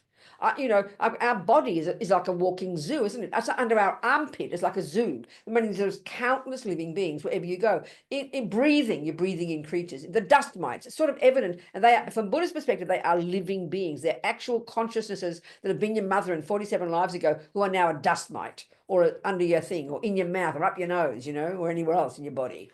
Do you understand? So there are trillions of living beings everywhere. So just the very existence in this suffering world, the Buddha says, means we're going to be harming others, whether you know it or not, whether you intend it or not. We are just living in a suffering environment where we just harm others automatically. It's the suffering of this world. So the very best we can do then, first of all, and this is the point, first of all, to protect our own karma, it's at least try to not harm living beings, as well as for compassion, but recognize that as much as I can, protect myself from doing actions that harm others. But it's guaranteed, even if you don't even move an inch and keep your mouth shut, you're still going to be harming others. So given that, you don't just give up and go, oh, well, it doesn't matter. Because everything you think and do and say sows seeds in your mind, you want to at least try not to sow as many negative seeds as you can. Would you agree with that? In general, is the first step. So next one, then let's say in relation to food, because food's a big deal, it's pretty clear that some food we eat was a living being at some point. That's pretty evident, isn't it? So it seems a very good thing to try and refrain from eating the flesh of animals who died in the abattoirs, wherever it might be. But the motivation has got to be a pure one of compassion. Many of us are vegan and vegetarian for health reasons, which is fine, but it's not virtuous. It's not virtuous at all. It's just samsaric. It's just self-centered, nothing wrong with being healthy, but it's not a very compassionate motivation. So if you do at least stop eating meat or fish, if you're out of compassion, how can that not be bad for you? It's marvelous for you. And but I think my feeling is, because the meat industry is so gigantic and so utterly dominating the world, and indeed it is a harmful industry, that's pretty clear these days. I really wonder we sometimes think when we're vegan and vegetarian that you're stopping killing, but you're not stopping much killing. The killing is so tremendous that you're not having that much impact. If there's enough numbers, the tipping point will be pretty big, and that's good, that's fine. But the main benefit is at least you're protecting your own karma. That's great. Do you understand my point? Yeah. That's the first point. Nothing wrong. But the other thing is that I think we don't like to think about, certainly the fundamentalist vegans and vegetarians, the fanatic ones who run around bossing everyone else around, with respect. Do you understand my point? Yeah. And we don't like to think. I remember one time, I remember that's right, on Facebook years ago, I put a picture of me in this cheese shop in Leeds or Liverpool, somewhere. Liverpool, I think. Yeah. And I bought some kick-ass cheddar, right? And these fundamentalist vegan was on Facebook, how dare a Buddhist nun eat cheese, like lecturing. And I didn't want to be political, but I'd always wondered how many bugs get killed on the road when you drive a car, right? They're all sentient beings too. And so, of course, sure enough, I Googled it, someone's done the research, this Dutch guy, there's something like per number plate, per car, per kilometer. It's sort of altogether, it's like trillions, of real living beings being slaughtered. No one can deny. But his first response was, oh, that doesn't matter. You can't help that. And was so ignorant, I can't believe it. Because you don't eat them. If you ate those bugs, you'd be a monster. But if you don't eat them, who cares? And even another story I put on, I remember this Australian journalist, scientist, got so fed up with the fundamentalist vegans and vegetarians giving lectures. And he pointed out that this particular wheat field in Melbourne or somewhere, where they, were in the off season, there were these millions of little field mice. He said they were so cute. He had photos of them. They sang love songs to each other. But then what happens when you have to grow the wheat? You slaughter them. Of course, no one cares how you slaughter them. No one worries because no one cares. Just collateral damage. And even this guy, even he said then, still can't help it, collateral damage. In other words, it's not real compassion at all. Even you realize, so for 20% of that meat was from, no doubt, the meat eaters, 80% was for the holy vegans and vegetarians, but billions of mice were slaughtered. How can we possibly think we're being so holy just because you don't bloody eat it? So straight away that tells you it's absurd. So just because you don't eat meat doesn't mean you're so holy. I'm not saying you're thinking that. I'm not saying that. Yeah. I'm not saying that. Yeah. But there's no need to agonize over it. You are causing, by eating vegetarian and vegan, you are causing the death of billions of beings. So it's not as if when you don't eat meat, you're not killing anybody. It's ridiculous to think that, but we don't want to hear that. It's because we're so obsessed with eating. That fellow actually said, oh, it doesn't matter. So that just shows how ignorant it is. Yeah. Do you know, I find that so stunning, actually. Yeah, I was mind-boggled by his response. And even the way they, in the factories, how they kill the baby, the boy chicken, the boy eggs. Have you seen those? If it's not a girl, they get the little egg, it's just got born, little head pops up and it's slashed into this machine where it's smashed into smithereens by knives. And now they're trying to monetize it all, so use them for something else. But you see my point? So it's so naive to think just because you bloody eat meat, that's and you stop eating, you're suddenly holy. It's clearly absurd. For me, that's the end of the discussion. But still people who are fanatic vegans and vegetarians argue with it. Do you see my point here? Mm. So this doesn't mean it's not good. Of course, it's good to do anything we can consciously with compassion to refrain from actions that harm others. How incredible. Now, if you're going to eat meat or fish, animals, then at least you try to redeem the action. So you try, best would be for your own karma, it's best not to go and kill the goat. It doesn't mean, oh, good, I'm off the hook, someone else can kill the goat. No, it's not a question of that. It's a question of the intensity of any karmic action is obviously heavier the closer to the action you are. So if you go and shoot someone in the heart with anger in your heart, that's heavier action than the person who made the screw in the factory where the gun was made. There's some karma there, but it's not nearly as heavy as if you're the one who does the killing. It's sort of obvious. If you give $1 million donation to somebody and someone gives a cent into your donation, it's still some karma of virtue, but not nearly as strong as yours. It's sort of logical. It's not moralistic. So you try to do as much as you can not to harm. And then if you do eat meat, you try to do what you can to mitigate. You try not to, you try not to make that, you try to make the karma as virtuous as possible. So that means, like if you're living in a town where killing one goat, where it's so few, the killing is so, there's so few, and it's a small town. So one goat being killed can have a big effect. Whereas if it's just, you go and buy one lamb chop, it's not as if you get off the hook. It's not a question of that. There's always going to be karma in everything we do and some semblance of karma. But so you try to do as little as you can to be directly related to the killing as much as you can, but not feeling, oh, I'm getting off the hook. It's okay, someone else did it. And then if you do eat the meat, I mean, Lama Zopa said a bone, even 1,000 years old, you saying a mantra, they're really into mantra, these Sanskrit syllables that are said to be very pure, very blessed. By saying a mantra and blessing your breath and blowing on the bone, the consciousness that did live there 1,000 years ago, wherever it is now, will get the benefit. So you have meat, say a mantra, blow on the chop, blow on the sausage, but even blow on the bloody egg that came out of the chicken and blow on the leather boot, same. You understand my point? Well, that's enough. The whole point is to be conscious, to be aware, to attempt to not do as much as we can to harm. Don't just be mindless about it. Do you understand? That's the approach. But with awareness, with compassion.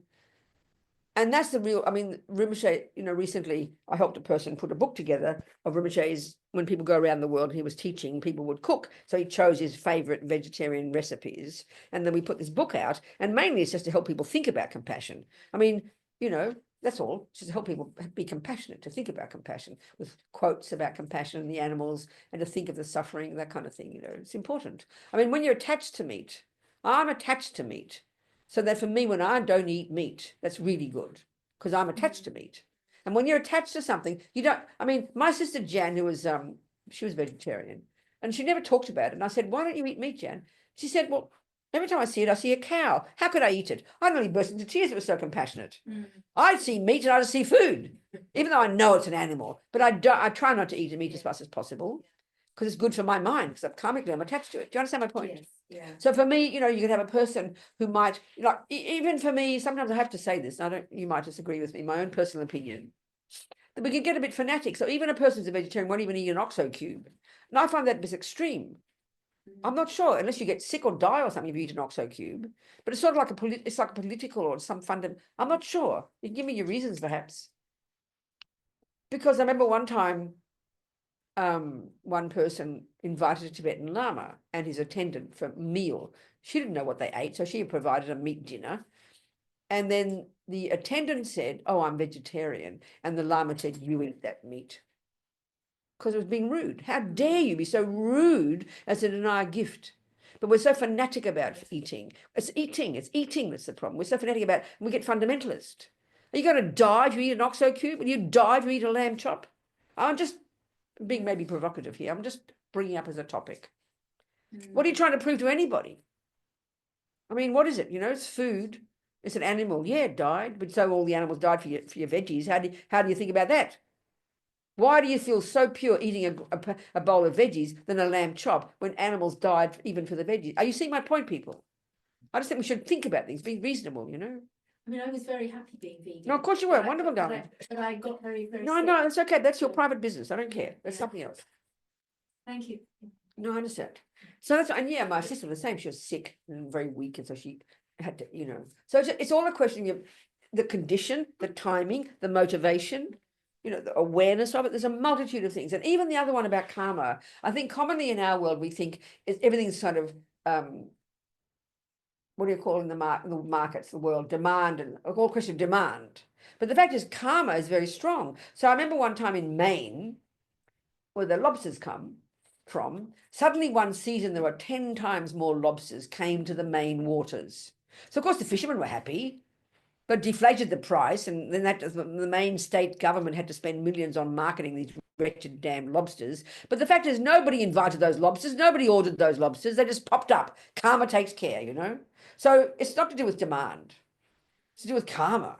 Or even you could argue, if say you've got the strong karma to be born as a pig that goes to the slaughterhouse, if they stop pig killing, if you've got karma to be born as an animal, you're guaranteed you'll find another rebirth. You'll be born as a lobster, you'll be born as a chicken, you'll be born somewhere, because karma takes care. So of course we must do everything we can. The fundamental basis, the starting point in the Buddhist practice is to try, at least, the very least action to do is to try not harm. The very least. I remember one Lama was asked, what's one piece of advice you give somebody? He said, at least try not to kill.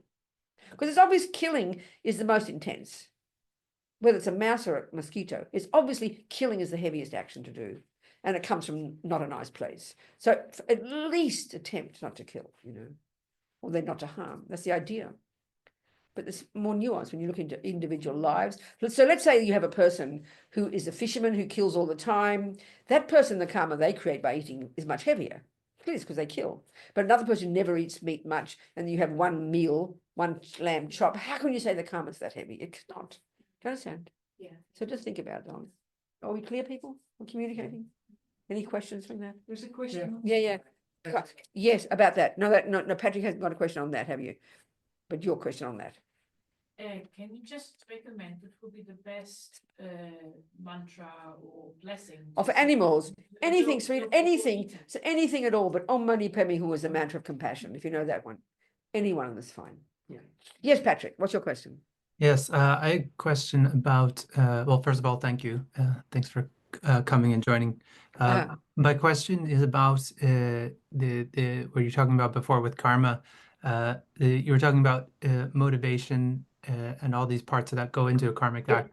But what about thoughts that are kind of maybe unrelated that are happening while you're undertaking an action? So like if you're doing something and there's thoughts that come in, does that go into the action somehow? Even if I see what you're saying. not something kind of. I understand. No, I think we've got so many thoughts. I mean, there's many thoughts going on. So each one of those thoughts themselves is leaving some kind of imprint in your mind on their own. They're just doing that naturally. But unless those thoughts are directly related to that virtuous or non-virtuous action, they won't have much impact upon the action. Of course not. Because each thought itself is a karma. Each tiny thought is sowing some kind of seed in your mind according to the thought. Are you seeing what I'm saying? So if the action is, well, it depends. Like if you're doing an action of generosity, of giving, say, a homeless person 20 pounds, and you've got your best boyfriend or girlfriend next to you, and your main motivation is to impress your boyfriend or your girlfriend, I mean, there's some virtue, but there's not much because your motivation is crummy. So in that way, if your motivation is related to the action, that's more heavy thoughts. But if you have other thoughts about, oh, I like I like the homeless person's hat, or or what a sunny day, that's a different karma altogether. I mean, are we communicating, or am I not understanding your question? Yeah, no, that's exactly what I'm asking. Yeah, every thought creates leaves some kind of impression. Every thought, nothing goes astray. Do you understand? Yeah. Yeah. You clear? Yeah. Okay, Patrick. Someone else? Questions? So obviously, karma is incredibly subtle. This is a simple example of the starting point. At least get these points clear. The object, the intention and motivation, the action, the result. At least as clear as we can. And then, of course, you've got lots of actions we do that haven't got all four. This is where it's very obvious. Let's say, Isla has a mouse in her kitchen, but she doesn't see it. Therefore, there can't be intention to kill it. Therefore, there can't be a motivation. But she does the action, puts the foot on the mouse, and the mouse is dead.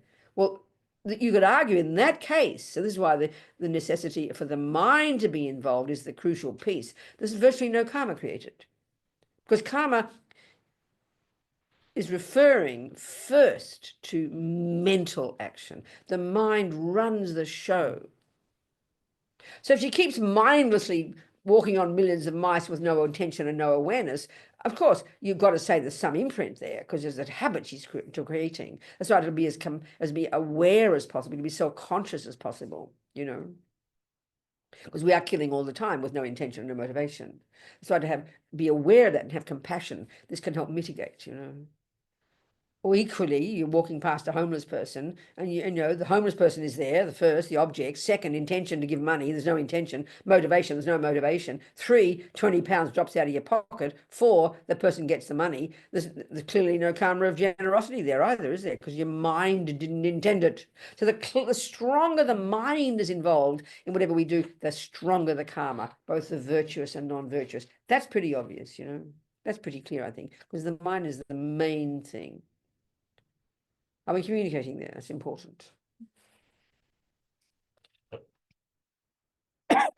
So, okay, so then the 4 ways that karma ripens. One is the type of rebirth, and a type of rebirth is the result of a complete action. So in our case, a complete action of one non-killing past karma was the cause of getting a human body. Then within this human realm, as we can see, like I said, the other 3 play out. And we can see, like I said, with most humans, they have it. Isn't that same human has got a human body as a result of non-killing. But second, they've got the intention to kill. Third, they might get killed. Fourth, they might be sick and get, you know, environmental result. So why is it then that they've got a human body as a result of non-killing, but they've got the results of killing playing out in this human life? This is where now the Buddhist explanation of living of vows, living in vows, and the practice of purification. So all this is, for all what we're discussing here, is the first and second parts of the stages of practice. They lay it out like junior school, high school, university, postgraduate. Here, the one of controlling your behavior, living in vows, abiding by the laws of karma, mainly about body and speech. That's junior school. Watching the mind, dealing with the mind, that's high school. Compassion wing, that's university, if you like, thinking like that, stages of practice.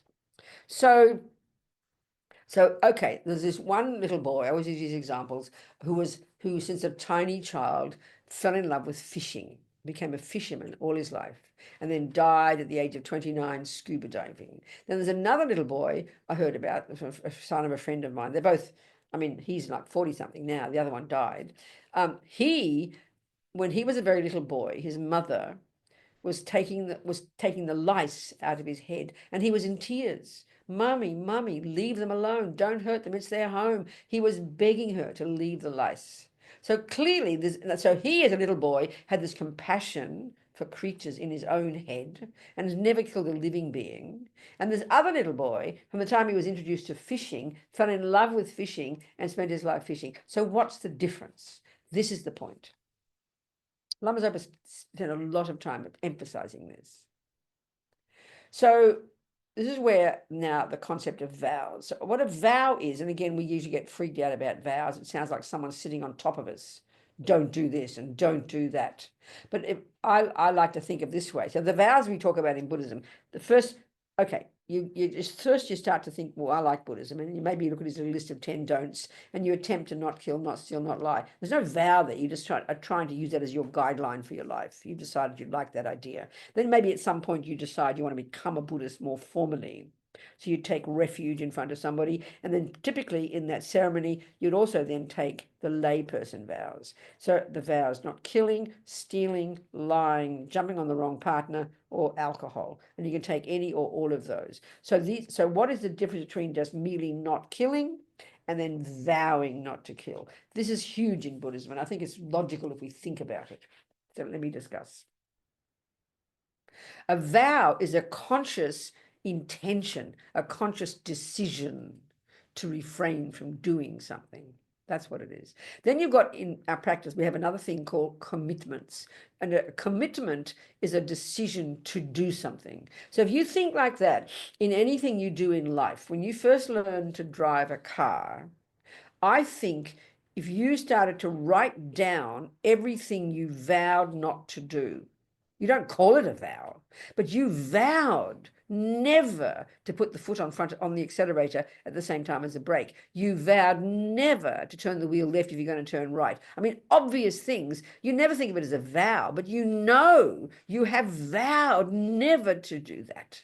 Why? Because look at the consequences. So, of course, you internalize it, you memorize it so totally, it becomes who you are. You don't have to look up a book every time. Should I put the foot on the brake or the accelerator? Which one? No, you'd be dead. Of course, you'd have hundreds of things you vowed not to do, but you don't complain. You don't think, don't you tell me what to do. You don't think that. You think it's intelligent. You know perfectly well. That's a vow, people. And why? So you can become a better car driver. Wrong intention. It's obvious. And then you commit to do lots of things. That's what learning something means. Well, here, what do you think we're doing here? We're learning to become a better human being. And who's the beneficiary first? You. That's what a vow is, but we're so used to hearing it as God says don't do this, and mummy says don't do that, and the police say don't do this. We get all like childish, you know, when we realize it's for our benefit, and it's a person who's advising us based on their experience. If you live like this, you will be the beneficiary. I think it's so important. So it's obvious then. So listen, this is the point. So think of that fisherman. There's a little boy, okay?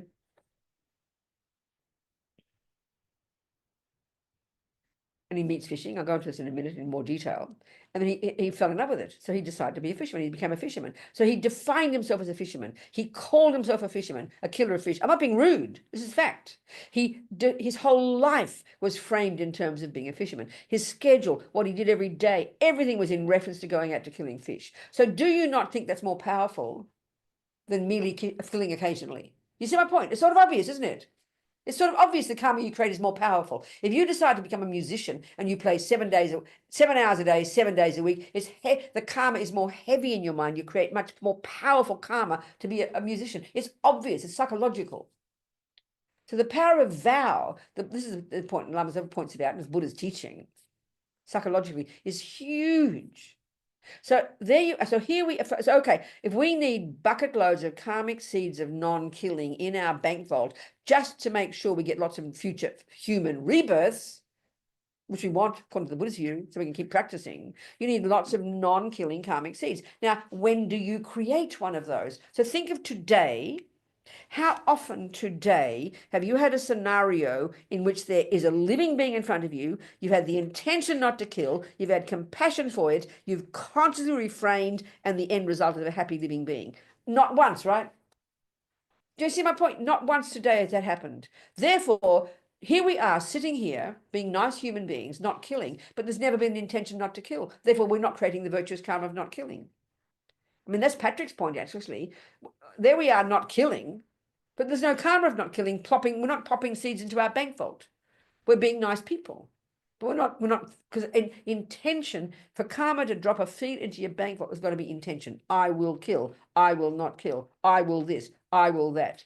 As Lama Zopa says, everything exists on the tip of the wish, intention, volition. Are you hearing me, people? So therefore, how are we going to create lots of non-killing karma just to make sure we've got lots of decent karmic seeds in our bank vault? Well, the Buddha talks about vows. He loves his vows.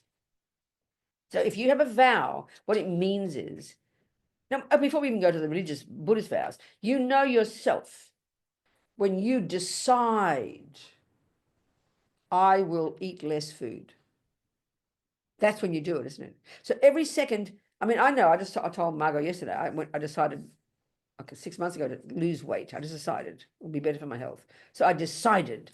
For 27 years, you can say, oh, I must go on a diet. Oh, I must eat less. Oh, I must lose weight.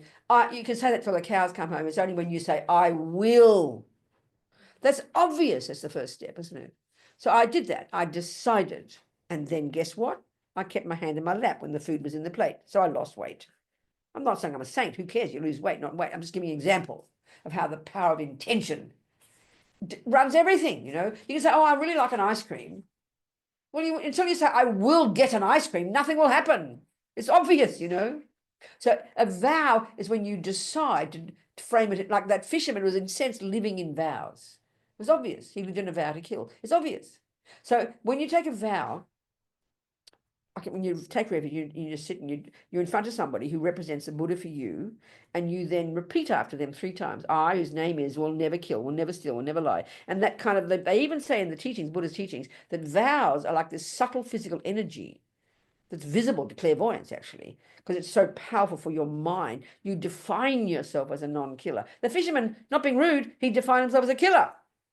He didn't just not kill. He didn't just kill occasionally. He called himself a killer of fish. Well, we got here with vows not to harm. We are calling ourselves a non-killer. We are defining ourselves in terms of non-killing, non-stealing, non-lying. So, and this is the point the Buddha says, and Lama Zopa says, 24 hours a day, you've got that vow in your mind stream. The vow is so powerful. Even when you're asleep, even when you're in the pub with your best boyfriend, even when you're walking down the street, not thinking about killing, even if you're sitting here in this room on your cushion, not thinking about not killing, you're ticking over the virtuous karmic seeds of non-killing into your bank vault 24 hours a day. That's how they talk. So vows are a no-brainer. But if we think of it in this natural psychological way rather than religious, it makes sense, I think, karmic. Mentally, it makes sense. It'd guide you. Then it's always just there guiding you, you know? The decision to eat less food when I was doing it for a few months was on my shoulder, guiding every time the food was there. I remembered my decision. That's like a vow. It's obviously psychologically powerful, you know. So this is how, you know, Lama Zopa says, just being good is not enough. And this is the other point. The consequence for us karmically of living in the vow not to kill. For example, just the one of not to kill. The difference is those 2 little boys. The one little boy who had compassion for the lice and never killed is because he'd lived in vows of not killing in the past. So what happens is the fisherman little boy, he'd been in the lower realms in the past due to killing, and the having of the lower realm suffering finished that karma. He finished that particular track of karma, and then one life, like a miracle, he gets a nice human mummy. Now, he was a good boy. The mother talked about her son. He was a lovely human being. He had good tendencies. He had good experiences. He had good environmental karma. He was a lovely human being, but he had a tendency to kill. And why he had the tendency to kill is because he'd only purified in the lower realms the first karma, which is the karma of the suffering, of the main suffering of a human, of a rebirth. But he hadn't purified the other 3 residual results. So he woke up in this life with a tendency to kill. And even in his life too, he got killed. He had the experience similar to the cause. Whereas the person who's lived in vows of not killing will have all 4 results of non-killing. 1, a human birth, no tendency to kill, you won't get killed, and you won't have bad health, roughly speaking. So look at this human realm. How rare is it to have one person who has all those 4? Not to mention not killing, not lying, not stealing, not bad-mouthing, and all the others. Look at the suffering of the human realm. People get killed. People die young. People get harmed. People get lied to. People lie. People steal. People get stolen from. People get murdered. People murder. People have a lousy environment. People get sick because they're all the 3 residual results of each of those actions because of not living in vows. That's the Buddhist analysis, which I think is important to think about. So living in vows is a powerful way to purify all the 4 karmic results, you know. And the tragic one, the most tragic, is the tendency to kill. Because you spend your life, you've been in the lower realms, you've cleaned up the karma, you get human realm like a miracle, you do other good things, but you have a tendency to kill. And in his case, it dominated his life. So he died when he was 29. The karma called experiences similar to the cause was ripened. And also he, you know, and then what happens? And this is a thing, interesting point. I was in Courtin's monastery in Kathmandu, and this mother, she came to me in tears. She just heard Lama Zopa teaching about karma. She'd never heard about it. And she was in tears for her son. She said, "Where's he be reborn, Robina?" I said, "I don't know, darling. Go and ask Geshe Lama Kontrang, this amazing Lama yogi who's a meditator all his life in the mountains." And see, clairvoyance was so cute for us in our culture, but from this perspective of the Buddhists and the Hindu world, when you've got single point of concentration, you've got clairvoyance. Your mind has gone to a more subtle level. You have a vast ability to see the past, see the future, see the minds of others. I mean, you know. And you can get even more powerful clairvoyance. It's just it's the natural capacity of the mind at subtler levels, which anyone can cultivate. It's not just occasional, kind of like I was an Egyptian princess 14 lives ago. Not like that. Crystal clear seeing. This is very surprising in the West, including in the Christian world. We don't have stuff like that. So, you know, these holy beings are hugely clairvoyant, incredible qualities. They see crystal, and even the Buddhist teaching says you can't really begin to benefit others until you've got clairvoyance, you know, to really see a person, how to help them. So this Lama, she went to see him, and she asked, "Where's my son been reborn?" You know, and he laughed sadly. No, not that. He said she gave him his name. And actually, even he called himself Salmon. He was so in love with fishing, Sal for short. So he's had this huge attachment to killing, you know. But it's not because of attachment, not out of anger. Anyway, she gave his name, his proper name, not Salmon. And with his clairvoyance, he could see exactly this person, this mind. That's the level of clairvoyance they have. And he said, first he was born in the animal realms, and now he's in the hell realms. And she said, "Oh no, what can I do for him?" And I remember Geshe Lama Kongtrul kind of laughed sadly and said, "What do you mean for him?" He said, "For everybody." And she's not a Buddhist. I saw her years later. And she said that was very helpful for her mind. That's interesting, isn't it? I'm just passing on Buddhist information, okay? So that's the tragic one, if you have the tendency to kill. That's the tragic one, because you just program your mind again, and that karma is so powerful. And our trouble is, in our world, if you have one human being who kills one human being, we say they're evil, they're a monster, they're a murderer, you know. But people in armies kill all the time. Snipers kill hundreds of people. We honor them. We think they're brave. It's so bizarre, really, if you think about it. It's so astonishing, actually, if you think about it. If you're a gangster in Los Angeles and you kill one person, you're an evil monster. But you get a medal for being a sniper. I mean, it's you've got to admit it's a bit weird, don't you think? A bit sort of contradictory somehow, you know. It's interesting. Anyway, whatever, just chatting. Yeah. I just wanted to say thank you, because I think I could understand something with the vows, and that was with the vows of a very strong intention. Yeah. You create the consciousness of not to do that action. With being mindful of not doing that action, then you don't repeat that old action, but instead redirect the mind to the new action. That's right, exactly. Which then actually creates a new neural pathways. That's exactly right. And not only that, the vow does that, but also the vow puts atomic bombs under the past habit to kill. It helps support, purify the previous killing, as well as create the cause, a new track, a new pathway, as you said. Exactly that, darling. That's exactly right. So thank you. Exactly.